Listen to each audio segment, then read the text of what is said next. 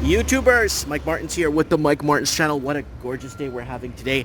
Guys, don't forget to set your reminders tonight for Mike in the Night. We got Maneko 64 coming on. Now guys, today I'm going to show you part 2 of the house in Philippines. We got the house we're building in the Philippines in Quezon province on Palilio Island. So let's take a look. If you haven't seen part 1, go ahead and click up on this little bubble thingy and click on part 1 and watch the video series from part 1 so you can see what we started with, what we have to work with, and what we're working with going forward. Alright guys, welcome to part 2 of this series. I'm gonna keep updating you guys on what's going on until I get there in person. Hopefully this whole COVID thing wipes away and we can move forward in life and travel and do what we have to do. So here it is, guys. There's the first photo that was sent to us. There's the rebarb that's going through the house, and then through here there's rebarb going through it too, and it's fully poured concrete inside of the bricks, and you can see it here. I mean, when they kind of close off the end there so the concrete won't fall through, and you see it there in the windows there. So it's a really strong structure.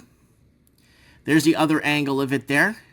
So remember guys, this is a vacation home in the Philippines. It's gonna only have one bathroom, a shower, like your typical vacation type homes. Most of the time we will be outside. We won't be inside all day. We'll be outside fishing, surfing, beautiful white sanded beaches. We'll be doing other stuff, hunting on the island, hunting for boars and all kinds of stuff. Look at that. So there it is there. There's like a cross foundation going through, and the cross foundation obviously is going to take care of this cross member that's going to go across here.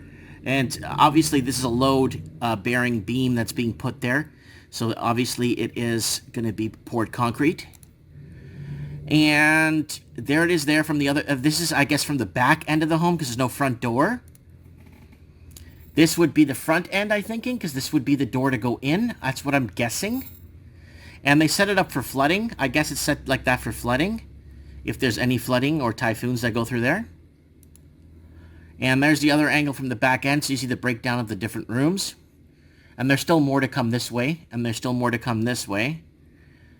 So you could see that, I think this might be this might be the bathroom back here. I'm not too sure, but we got the septic tank and everything put in. There's the inside of one of the rooms. I'm not sure which room is what. That might be one of the bedrooms, if I'm not mistaken. Not too sure. And there's the scaffolding that they use there on the island. To help, you know, go to raised areas and stuff. But it looks very well. The foundation looks like it's going to be very solid, and that's what I'm happy about. And again, see there, they had to kind of close that off there so they could throw in the poured concrete. There's one of the workers there, and here's all the rebarb going all over the place. And there's the right there. Little bit of scraps, and everything gets used up.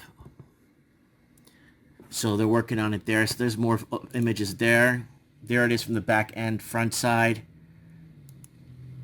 And that's the last image. So there's their window here, window there. That might be for the bathroom. This might be the bathroom here with that small window up there. Not too sure. Not too sure.